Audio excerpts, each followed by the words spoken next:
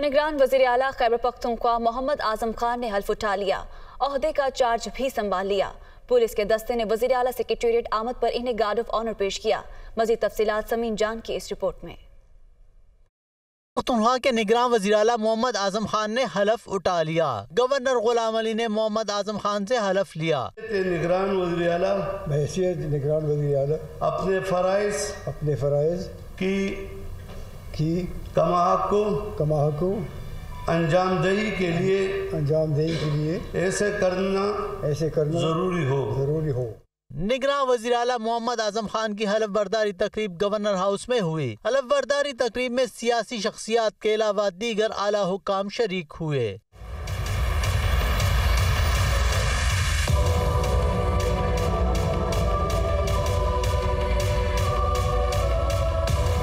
निगरान वज़ीर आला खैबर पख्तूनख्वा आजम खान ने वज़ारत आला का मनसब संभाल लिया है। वज़ीर आला सेक्रेटेरिएट आमद पर उन्हें पुलिस के चाको चौबंद दस्ते की जानिब से गार्ड ऑफ ऑनर पेश किया गया।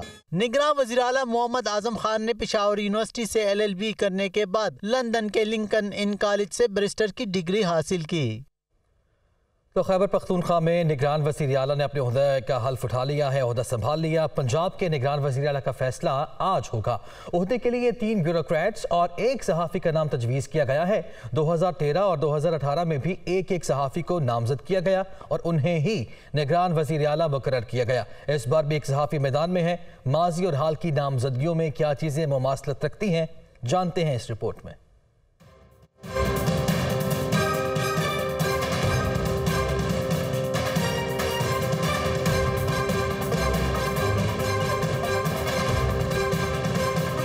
पंजाब में निगरान वजीर आला किसे बनाया जाएगा? 3 ब्यूरोक्रेट और 1 सहाफी नामजद। फैसला इलेक्शन कमीशन करेगा। हुकूमती इत्तेहाद ने नवीद अकरम चीमा और अहमद नवाज सुखेरा को तजवीज़ किया। ओपोजिशन आहद चीमा और मोहसिन रजा नकवी के नाम सामने लाई। अहमद नवाज सुखेरा सरकारी मुलाजिम है, वो 31 जनवरी को रिटायर होंगे, जबकि निगरान वजीर आला का तकर्रुर इससे पहले होना है। हुकूमती इत्तेहाद की दूसरी चॉइस नाम नवीद अकरम चीमा है, वो चेयरमैन पब्लिक सर्विस कमीशन रह चुके हैं। ओपोजिशन के नामजद करदा आहद चीमा भी साबिक ब्यूरोक्रेट हैं। सिर्फ मोहसिन रजा नकवी ब्यूरोक्रेटिक पस मंजर नहीं रखते, बल्कि सहाफत की दुनिया का बड़ा नाम है। उनका नाम भी ओपोजिशन ने तजवीज़ किया।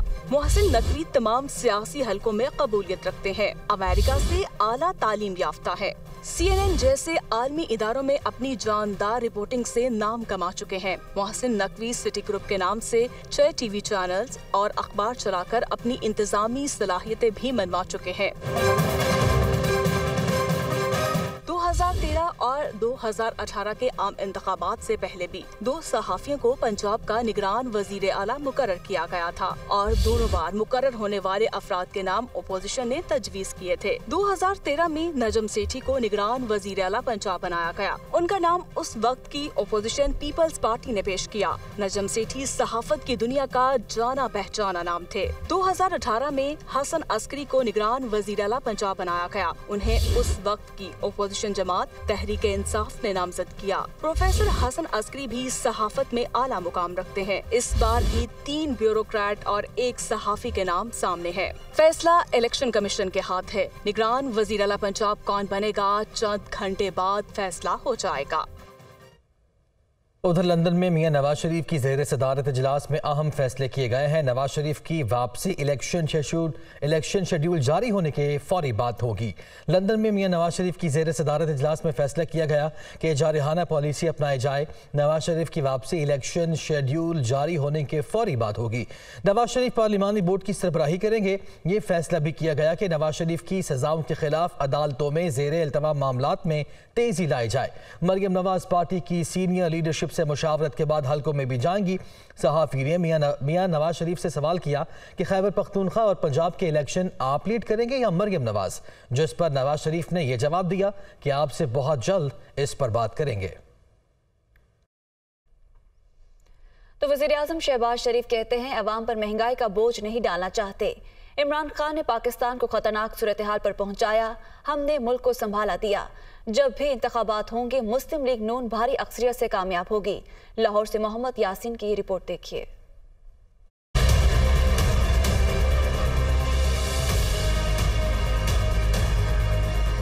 वज़ीर आज़म शहबाज शरीफ की सरबराही में मॉडल टाउन सेक्रेटेरिएट में मुस्लिम लीग नून का इजलास, सियासी और मुआशी सूरत हाल से मुताल्लिक गुफ्तगू की गई। इजलास में पार्टी कारकुनों को मुतहर्रिक करने के लिए ओहदेदारों को टास्क दिए गए। वज़ीर आज़म शहबाज शरीफ का इजलास में कहना था कि अवाम पर महंगाई का बोझ नहीं डालना चाहते, गरीब अवाम का एहसास है, कोशिश है जो भी कदम उठाएं उससे गरीब को नुकसान न हो। IMF से जल्द मामलात तय पा जाएंगे और मुआशी बहरानी कैफियत से निकल आएंगे।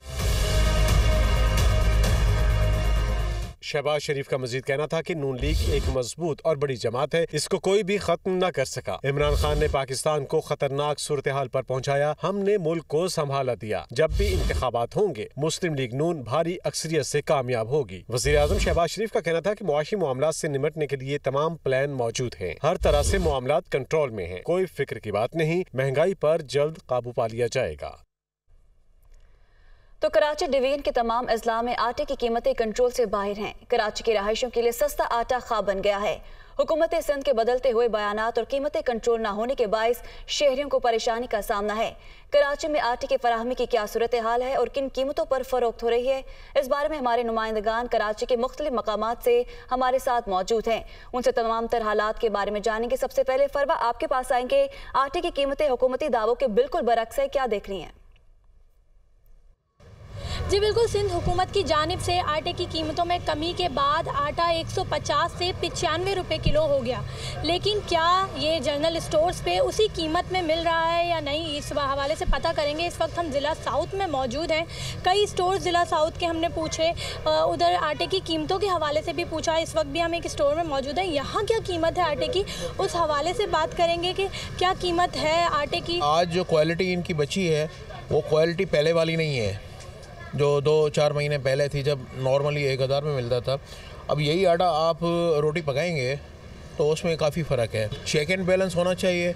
चेक एंड बैलेंस इनके डिपार्टमेंट से हैं गवर्नमेंट के, वो कहाँ है कुछ पता नहीं है। इधर दुकानदार भी मौजूद है, उनसे पूछते हैं कि आया इस आटे की जो है वो कीमत कितनी है। इसकी 140 रुपये लास्ट टाइम कीमत थी, अब 40 रुपये कम करके इन्होंने 100 रुपये किलो कर दी। शहरियों का यही कहना है कि ये जो आटा है इसका उनको मयार इतना ज़्यादा अच्छा नहीं लग रहा, रोटियाँ जो है वो फट जाती हैं। लेकिन हुकूमत की जानिब से आटे की कीमत में कमी तो की गई है, पूरे 55 रुपये कमी की गई है। लेकिन अगर हम ज़िला साउथ की बात करें तो हम कई जनरल स्टोर्स, कई स्टोर्स पे हमने पता किया है तो कहीं 150, कहीं 140, कोई चेक एंड बैलेंस नहीं है, कहीं 100 रुपये बिक रहा है। किसी को पता नहीं है कि 95 रुपये उसकी कीमत हो चुकी है। हुकूमत की जानिब से अगर इसमें कमी लाई गई है, शहरियों को कहना है, तो चेक एंड बैलेंस कौन रखेगा। जी ठीक है, नवीद कमाल आपके पास आएंगे। आप बताएं कि आप भी यही सूरत हाल देख रहे हैं? जी बिल्कुल, हम मौजूद हैं कराची के ज़िले गरबी में। यहाँ पर भी दूसरे इलाकों की तरह सूरत हाल है। यहाँ भी आटे का बहरान शिद्दत इख्तियार कर गया है। चक्की के अगर आटे की बात की जाए तो यहाँ पर 140 रुपये किलो आटा मिल रहा है, जबकि आम जो आटा दुकानों पर दस्तयाब होता है वो 110 से 115 रुपये किलो दिया जा रहा है। हमारे साथ कुछ शहरी हैं, आप बताएं कि आटे के जो नर्ख हैं जो देखे जाएँ कुछ महीनों में बहुत ज़्यादा बढ़े हैं, आप क्या समझते हैं? सही बड़ी मुश्किल कर दी है लोगों ने, गरीब लोगों के लिए खाने के लिए बहुत बड़ा प्रॉब्लम बन रहा है। ये ना लिए हुकूमत की 500 रुपया मजदूरी है, 2 टाइम का आटा भी नहीं मिलता है। सौदा तो अलग है पर आटा भी नहीं मिलता है, ये खा ही नहीं सकते, हम परेशान है बहुत। आप क्या समझते हैं कि हुकूमत जो इकदाम कर रही है 95 रुपये आटा देने की कोशिश कर रही है, वो दस्तयाब है आसानी से? ये जो 95 रुपये का जो रेट सामने आया है ना, उसकी कोई दस्तयाबी है और ना ही किसी गरीब तक पहुंच रहा है। वो सिर्फ नाम नहाद लोगों तक जो है ना महदूद है, उसके अलावा नहीं है। अभी कंडीशन ये है कि जो दूर दराज से लेबर वगैरह जो कराची में काम करने आती है वो मजदूरी करके बस सिर्फ खाना ही खा सकते हैं, उसके अलावा वो नहीं कर सकते, क्योंकि होटल पे 25 रुपये की तो रोटी हो गई है। दुकानों पर जो आटे के जो नर्ख हैं वो बहुत ज़्यादा हैं। इन कीमतों में इतना इजाफा हो गया है कि जो गरीब मज़दूर पेशा जो अफराद हैं उनके लिए 2 वक्त की रोटी खाना भी जो है मुश्किल हो गया है। जी तो मलीर में क्या सूरत हाल है, उस हवाले से जानेंगे एहसन चांडियों से। एहसन, आगाह कीजिएगा, क्या यहाँ पर भी वही सूरत हाल है जो हमारे दीगर नुमाइंदगान बता रहे हैं? जी बिल्कुल, देखें आटे की जो कीमतें हैं वो इस वक्त आसमानों से बातें कर रही हैं। इंतहाई आम आदमी के पहुंच से जो है वो आटा भी जो है अब वो दूर होता जा रहा है। इस वक्त मैं मौजूद हूँ मलीर के इलाके में, जामिया मिलिया के करीब, जहाँ पे जो कमोपेश कराची भर में जो सूरत हाल है वही यहाँ पे भी सूरत हाल है। कि आटा जो है वो नायाब होता जा रहा है। अगर कहीं मिल रहा है तो वहाँ पे मनमाने दाम हैं।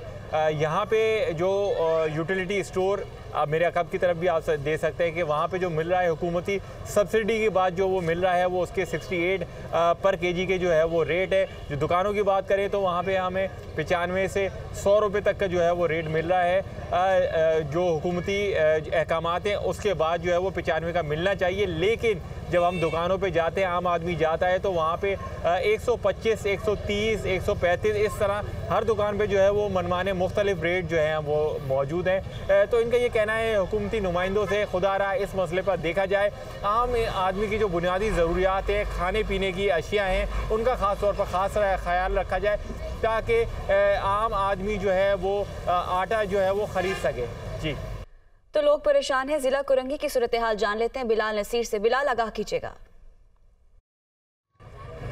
जी बिल्कुल, कोरंगी में भी जो है 4 टाउन्स हैं। चारों टाउन्स में आटा जो है वो महंगे दामों फ़रोख्त होता दिखाई दे रहा है। कहीं 110 रुपये, कहीं 115 रुपये, कहीं 120 रुपये और कहीं 125 रुपये जो है आटा जो है वो फ़रोख्त हो रहा है।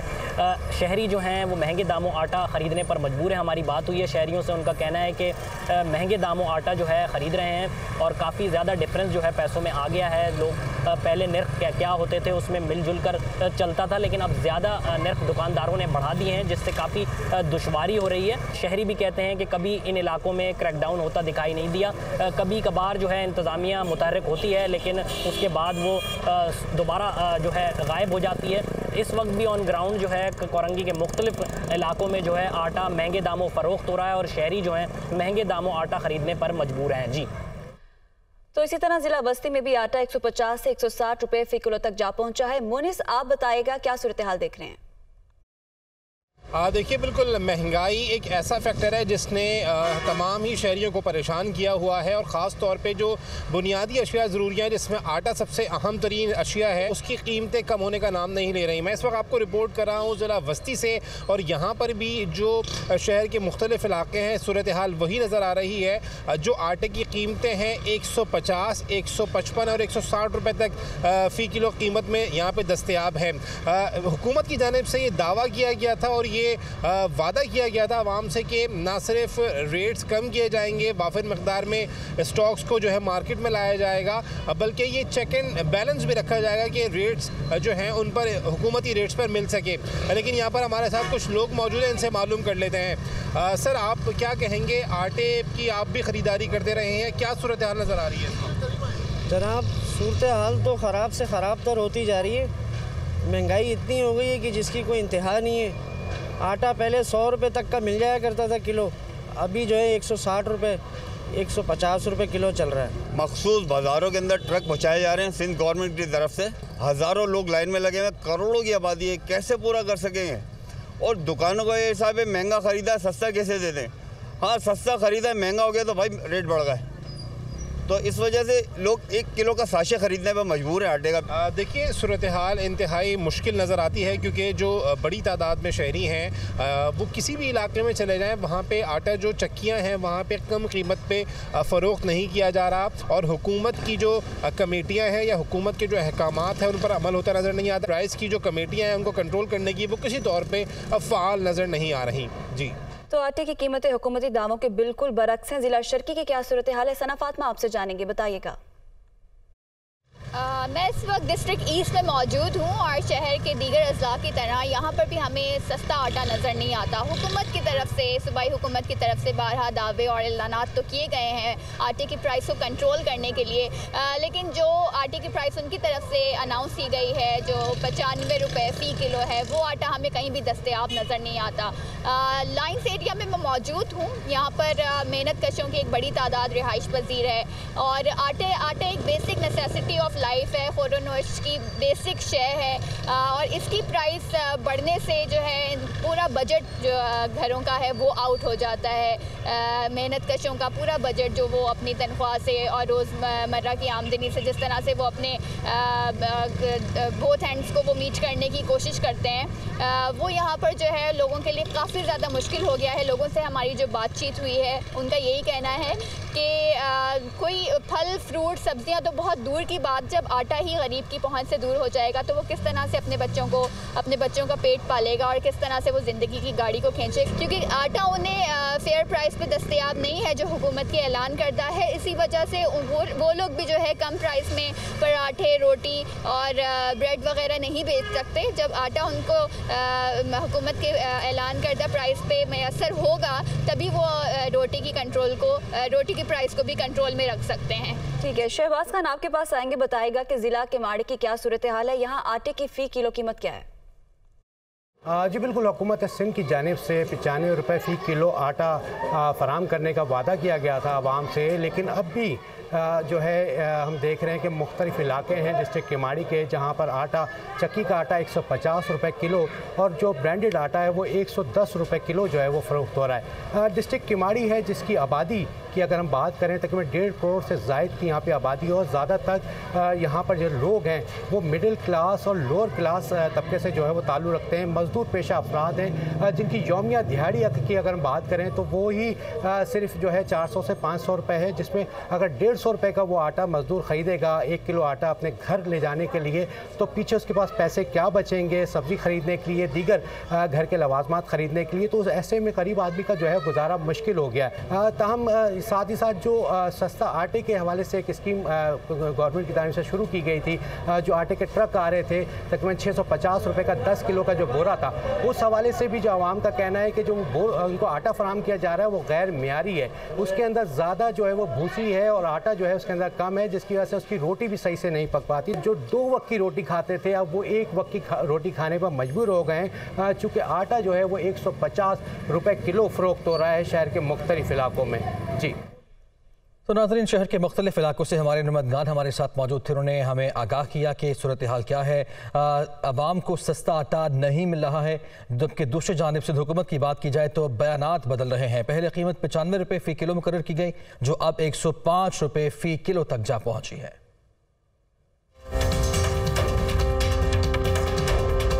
आपको बता चुके 95 रुपीज़ आटा भाई इतना मुख्तसर तौर पे मिल रहा है कि आटे के साशे आ गए। आटे की बदलती कीमतों ने किया आवाम को परेशान। पहले सूबाई हुकूमत की जानिब से ऐलान किया गया था आवाम के लिए दुकानों पर फ़ी किलो आटा 95 रुपए में दस्तयाब होगा, जबकि सस्ता आटा स्कीम के तहत 65 रुपए फ़ी किलो भी मिलता रहेगा। 95 रुपीज़ आज से इजीली अवेलेबल होगा सब नॉर्मल शॉप्स पर, मगर उसके साथ साथ मैं बताता चलूं कि गवर्नमेंट वाला 65 रुपीज़ वाला आटा भी चलता रहेगा।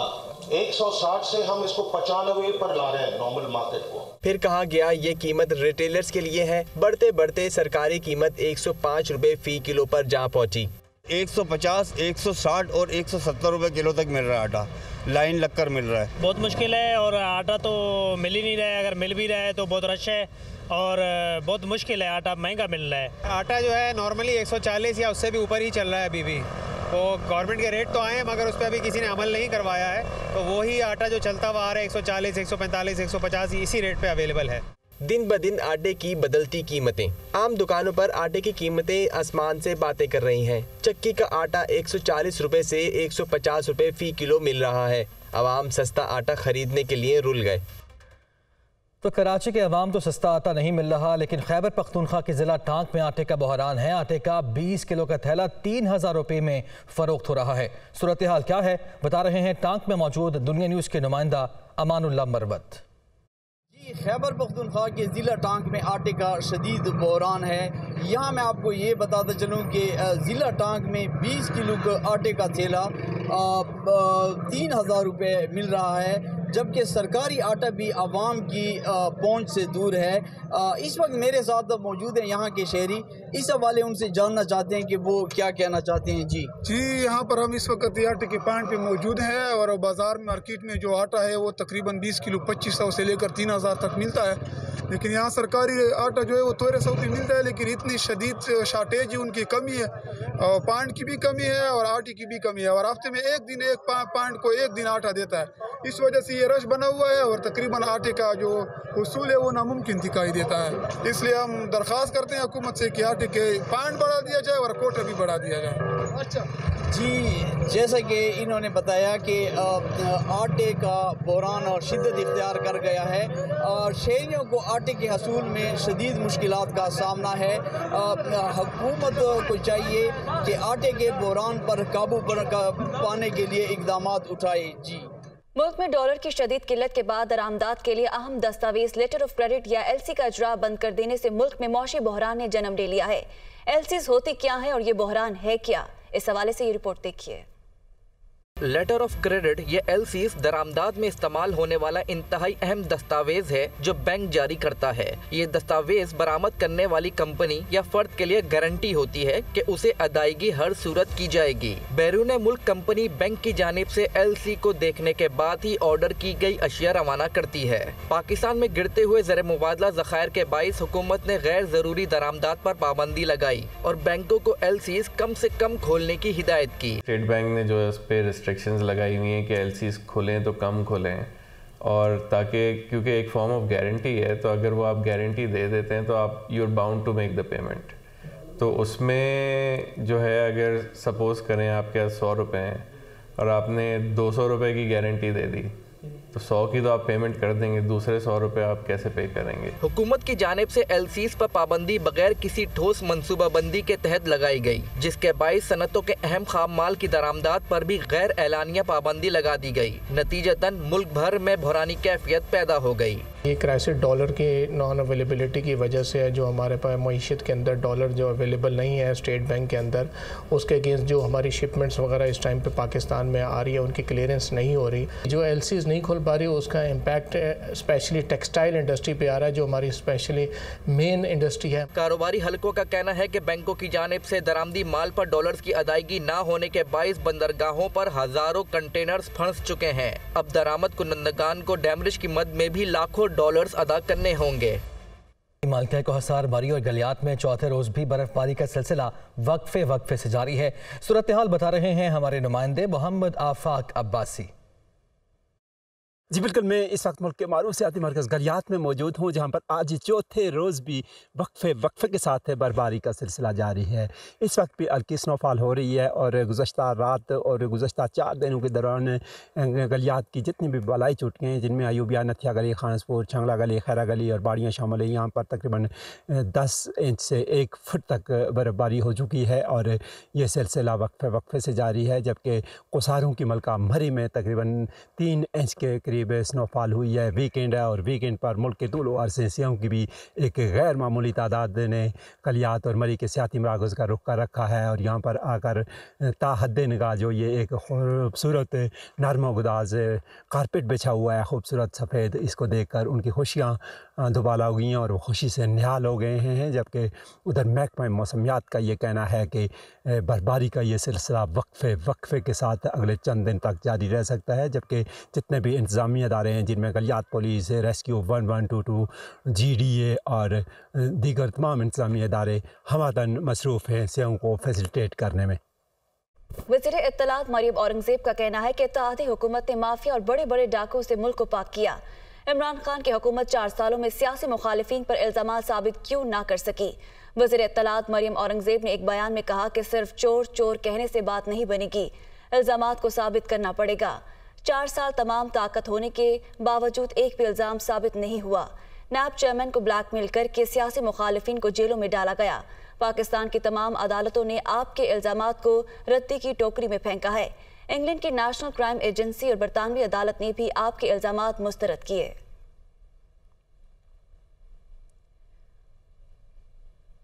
चेयरमैन तहरीक इंसाफ इमरान खान ने शौकत खानम कैंसर हॉस्पिटल के फंड्स के निजी हाउसिंग प्रोजेक्ट में सरमायाकारी का एतराफ़ कर लिया। ये एतराफ़ उन्होंने इस्लामाबाद की मकामी अदालत में वीडियो लिंक पेशी के दौरान किया। हसीम मलिक की ये रिपोर्ट देखिए।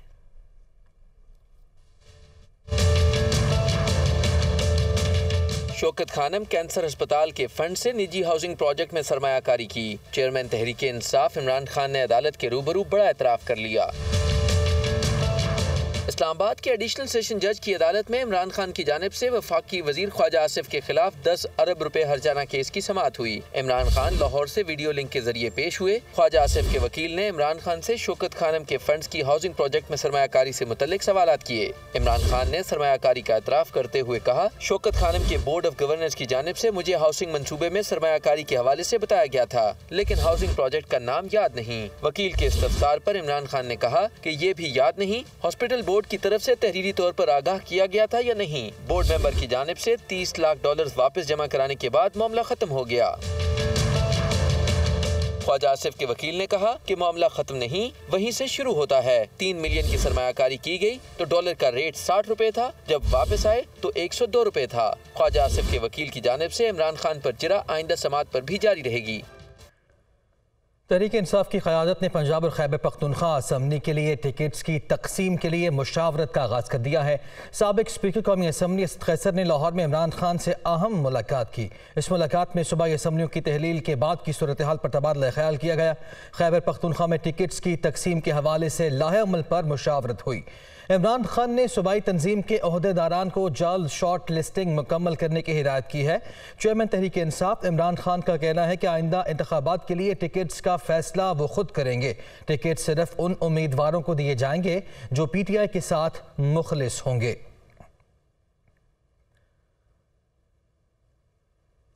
उधर कराची में पाकिस्तान पीपल्स पार्टी के रहनुमा सईद गनी ने वफ्द के हमरा मुस्लिम लीग नून सिंध के सदर सैयद शाह मोहम्मद शाह से उनकी रिहाइशगाह पर जाकर मुलाकात की।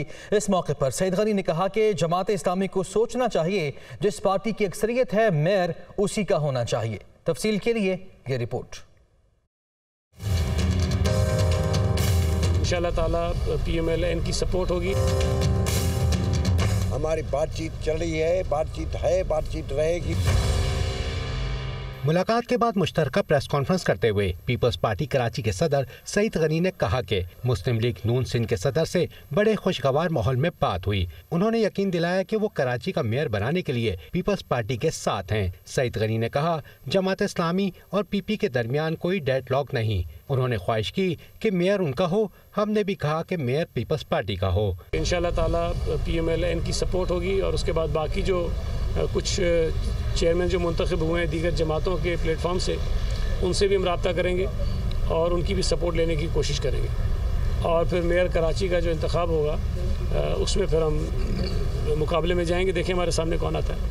मुस्लिम लीग नून सिंध के सदर सैयद शाह मोहम्मद शाह का कहना है कि पीपल्स पार्टी और नून लीग में मेयर का इलेक्शन मिलकर लड़ने पर इत्तेफाक हुआ है और आगे भी मिलकर ही चलेंगे।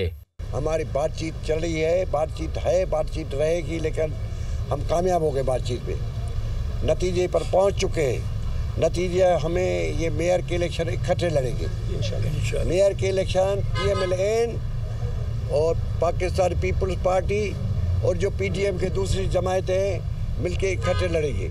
सैयद शाह मोहम्मद शाह ने कहा, पीपल्स पार्टी और नून लीग इत्तेहादी हैं, सूबाई और कौमी इलेक्शन में भी इकट्ठे ही होंगे। अभी भी ये सवाल बरकरार है कि कराची में मेयर किस जमात का होगा। तहरीक इंसाफ का मामला तय करने के लिए जमात इस्लामी के साथ 4 रुकनी ज्वाइंट कमेटी बनाने पर इत्तफाक हो गया। हाफिज नेमो रहमान ने कहा कि जिसका जितना मैंडेट है तस्लीम किया जाए। अली जैदी ने कहा कि जरदारी माफिया ने कराची में तबाही मचा रखी है। दोनों रहनुमाओं ने मीडिया से गुफ्तगू भी की, आगे देखते हैं। कराची में जो बल्दियाती इलेक्शन के नाम पे खैर हम सब ने लड़ा, जो ड्रामा था वो सारे देखते आए। 15 जनवरी को भी सब ने देखा। तो इस शहर में जो जरदारी माफिया ने जो निज़ाम पिछले चलाया हुआ है तबाही का, एक हम जॉइंट कमेटी बनाएंगे 4 रुकनी, 2 हमारे जमात इस्लामी के भाइयों की तरफ से रुकन होंगे और 2 हमारी तहरीक इंसाफ के होंगे। क्योंकि मैंने एक ख़त लिखा हुआ है, हमारी पार्टी की तरफ से बड़ी डिटेल्ड स्टडी इसके ऊपर हुई है इलेक्शन कमीशन को, कि 40 के करीब यूनियन काउंसिल्स ऐसी हैं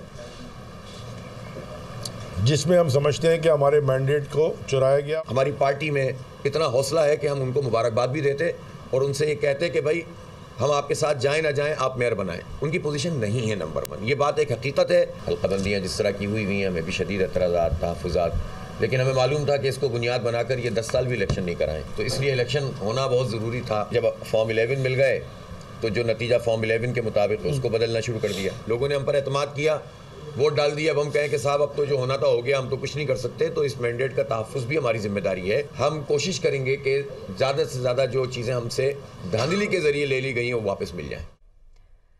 कराची का जहांगीर रोड वो बदकिस्मत सड़क है जिस पर करोड़ों रुपए खर्च हुए, मगर चंद माह बाद ही दोबारा टूट फूट का शिकार है।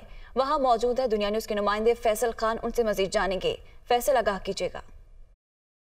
आज इस वक्त मैं जहांगीर रोड पर मौजूद हूँ और जहांगीर रोड कराची की वो बदकिस्मत सड़क है जो करोड़ों रुपए लागत से बनाई गई और 6 से 8 महीने भी ना हुए कि ये दोबारा इसका बुरा हाल है। हमारे कैमरामैन अदील आपको दिखाएंगे कि इस वक्त इस सड़क का हाल देखें कि इधर दोनों तरफ में जो सड़क के है वो टूटी हुई है, लोगों को मुश्किलात हो रही हैं, इंतहाई बुरा हाल है यहाँ पर। और ये करोड़ों रुपए लागत से बनाई गई थी और उसके बाद ही चंद महीने बाद ही ये टूट फूट का शिकार है। यहाँ पे कुछ लोग गुजर रहे हैं, हम उनसे बात करने की कोशिश करेंगे। ये फिर टूट गई, सामान ही सही नहीं लग रहा। पहले सही तरीके से बनाते थे, डामर डालते थे, उसके ऊपर भी पतली, फिर वो अब तो बजरी डालते हैं, उस पर डामर डाल देते हैं। 3 साल से बनती है, टूटती है, बनती है, टूटती है, पता नहीं क्या मसला है। बन के वहाँ तक पहुँचती है, पीछे से वही काम। मट्टी उड़ रही है, ट्रैफिक जाम है, 10 मिनट का भी रास्ता नहीं है यहाँ से गुरु मंदिर तक का, वो आधे घंटा लग जाता है। तो इस वक्त जो लोग हैं वो भी यही बताते हैं कि यहाँ पर परेशानी है। जो सफ़र यहाँ से 10 मिनट का है वो आधा घंटा हो रहा है।